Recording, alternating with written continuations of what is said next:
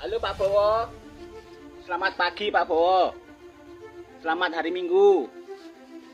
Semoga sukses dan sehat. Begini Pak Bowo cara nanam singkong Pak Bowo. Ini singkong, batang singkong. Cuma dikit-dikit kan Pak Bowo. Hidup. Nggak harus ngabisin dana triliunan. Dan hasilnya Pak Bowo ini 3 bulan yang lalu tak tanam di pinggir rumah.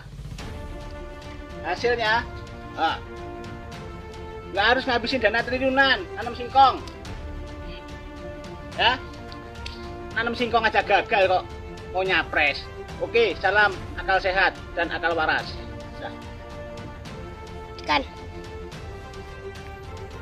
Perlu diketahui, Prabowo itu tanam singkong gagal sampai merugikan negara 6 triliun. National Corruption Watch mengklaim adanya kerugian negara hingga 6 triliun akibat kegagalan proyek food estate yang dikerjakan Prabowo sebagai Menteri Pertahanan. Ketua Umum DPP NCW Hanifah Sutrisna menyatakan Prabowo telah gagal mengelola proyek food estate.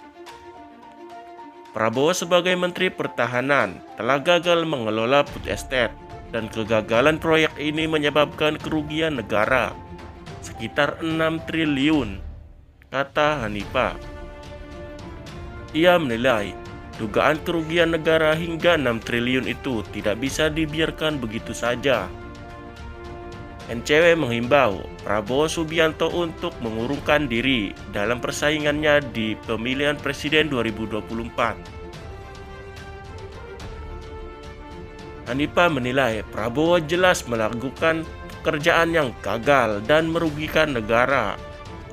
Ada program yang diduga bermasalah secara hukum dan gagal, malah didaulat menjadi baca pres 2024-2029. Seharusnya mundur atau tidak maju.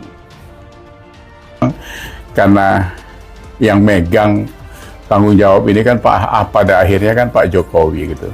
Sementara Pimpronya itu kan Menhan gitu. Ini sebenarnya yang dikritisi oleh Mas Hasto gitu. Kita tahu lah ya, PDIP kan partainya Pak Jokowi. Tapi di situ serba terbuka. Saya pikir jadi itu yang luar biasa kalau kita lihat di internal PDI ini. Jadi tidak dibatasi, orang dalam tidak mengkritik presiden sebagai orang partainya sendiri gitu. Tapi yang perlu kita bergarisbawahi, seperti kata Mas Hasto itu adalah memang ada vested interest di dalam itu. Artinya jadi ada kepentingan kelompok yang terseret di dalam proyek itu. Jadi